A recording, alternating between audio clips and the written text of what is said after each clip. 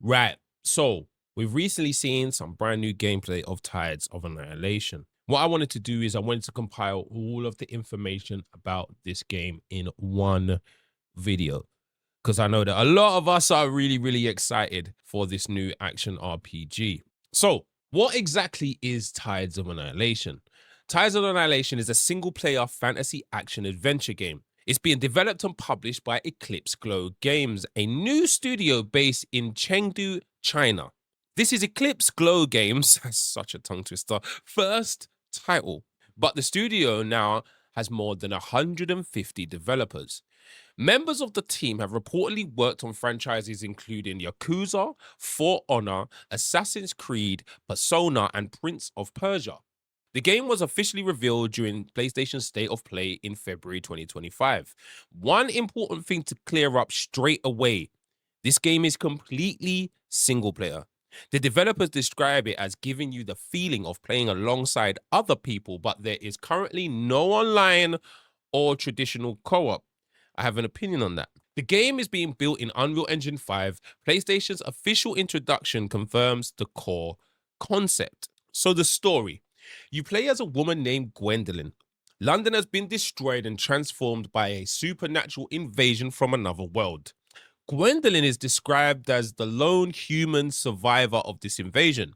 Her main objective is to find the Holy Grail. She is searching for the Grail because she wants to rescue her sister, restore the world, and discover truth behind the invasion. The story also appears to be heavily connected to Gwendolyn's own origins. The developers describe her journey as one of revenge and redemption. Look how they tried to do that. Revenge and redemption. Although the game uses characters and ideas from Arthurian legend, it's not trying to retell the original stories exactly. Eclipse Glow Games is creating its own version of King Arthur, Avalon, and the Knights of the Round Table. The world and the setting: the game takes place across two connected versions of the world. The first is a broken modern day version of London. The second is a medieval fantasy realm inspired by Avalon and Arthurian mythology. Famous London locations have been damaged and transformed by the invasion. Modern buildings, buses, and streets are mixed together with castles, magical creatures, and medieval architecture, and I absolutely love it. I cannot lie, it looks amazing. The developers describe London almost like a giant tree. Each branch represents a different district or famous location that has been distorted by the otherworldly forces. Players will travel between modern London and medieval fantasy realm while searching for grail shards and uncovering the cause of the invasion. Important thing is that the developers have not officially described this as a traditional open world game. From what we've seen, it looks more like a collection of large interconnected areas and exploration, platforming, combat encounters, and branching routes. Similar to how Beast of Reincarnation is, maybe. Very linear, open maps. The combat direction, the most important part for me. The developers have directly said the combat is closer to DMC than Dark Souls. They have also compared their general approach to fast-paced character action games rather than slower, stamina-heavy Souls-likes. That means the focus appears to be on speed, combos, spectacle, and combining different abilities. The controls are supposed to be accessible enough for players who are not hardcore action game experts. Difficulty options are planned, so this should not be a game where everybody is forced into one extremely punishing difficulty. There will also be strategic options for players who struggle with pure execution-based combat. From the footage, we have seen ground combos, launchers, aerial attacks, dodges, parries, counters, cinematic finishing attacks, all of that stuff. Enemies can be kept in the air, carried through combos, and attacked by Gwendolyn and her summon knights together. This is clearly trying to give players room to express themselves through the combat rather than simply waiting for one opening, hitting the boss twice and rolling away, like some other games. The developers specifically said not a Soulslike. Their stated influence is much closer to Devil May Cry style action, and I love it. The Dual Frontline Battle System. The main feature that separates Tides of Annihilation from other action games is called the Dual Frontline Battle System. Gwendolyn has control over a mysterious grey fog.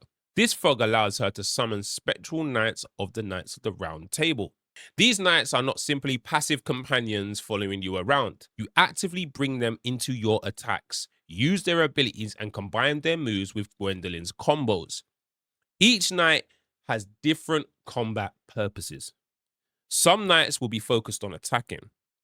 Others may provide protection, defensive shields, time-stopping abilities, or different ways to extend the combo. Players can prepare 2 sets of knights, meaning up to 4 knights can be included in active combat configuration. You'll be able to switch between them during battle. More importantly, you can apparently switch knights in the middle of a combo, and that sounds absolutely amazing in my opinion. That means players should be able to create their own attack strings depending on which knights they equip, all emphasizing the player expression, weapons, and progression. Gwendolyn will have 4 weapon types. The developers have previously confirmed swords, fists, and bows, and I'm excited to see what the fists do. They do not reveal the 4th weapon during a particular interview. Different weapons are supposed to provide genuinely different combat styles. There are also light RPG mechanics. Gwendolyn can level up and unlock abilities through a skill tree. However, the developers have said the RPG systems will not be as heavy as a full action RPG or Soulslike. Players will be able to change equipment, accessories, and collect different armor. There will also be visual customization. That includes clothing, hair, makeup, all of that stuff. Some outfits appear to be cosmetic rather than giving Gwendolyn stronger stats. The bosses and colossal knights. The game is currently planned to contain more than 30 bosses. The developers say each boss will have its own abilities and provide a different challenge. Some bosses will be based on characters from Arthurian mythology. The game also features gigantic creatures called colossal knights. There are not just giant bosses standing in the background. Players will be able to climb them, explore their bodies, and battle across their surfaces. They're essentially moving environments, vertical challenges, and bosses rolled into one. This could give the game a Shadow of Colossus style spectacle alongside its faster character action combat. How long is the game? The developers previously estimated that an average playthrough would contain more than 30 hours of gameplay. That's only an early estimate, so final length could change. We also don't know whether that means purely completing the story or completing a reasonable amount of optional content. But more than 30 hours and over 30 bosses suggest this is being positioned as a full-size game, not a short 10-hour experience. Now, talking about Gamescom 2026, I'm heading there, by the way, so if there's anything you want me to test in this game, let me know in the comment section. Tides of Annihilation will be fully playable at Gamescom. The show runs from the 26th of August to the 30th. The game will be located in Hall 6, booth B-050. The Gamescom demo is going to include branching paths that lead to different exploration and combat experiences. Players will also be able to face 2 bosses in the demo. A new trailer is expected at the Gamescom opening night live on the 25th of August. This will be one of the first major opportunities for regular players and press to properly judge how this combat feels. And I cannot wait. Speaking on the Gwendolyn voice actor change, Gwendolyn was originally being voiced in English by Jennifer English. She's known for playing Shadowheart in Baldur's Gate 3 and Mial in Clair Obscur 33. In July, Jennifer English stepped away from her role for personal health reasons. She's remaining involved with the project as an advisor. Jennifer also helped the developers find a replacement performer. That's really good news because we were worried if this game was going to be delayed because of that. So let's talk about the platforms. Tides of Annihilation is confirmed for PS5, Xbox Series, and PC. The PC version is listed for Steam and Epic Games Store. Xbox Play Anywhere support is also planned. There is no Switch 2 version currently announced. A special PS5 Pro enhanced mode is also being developed. The developers are targeting higher resolution, improved ray tracing, better image quality, and smoother 60 frames per second gameplay on PS5 Pro. The PC version will support path trace visual effects. The release date. As of August the 16th, 2026, Tides of Annihilation does not have a confirmed release date. It does not currently have a reliable official release window either. An old developer interview mentioned a tentative 2026 target, but that information was subject to change. The current Steam page simply says coming soon. There's also no confirmed price. There are no pre-orders or special editions announced. There's also no confirmed public playable demo. The announced Gamescom demo is in-person event only.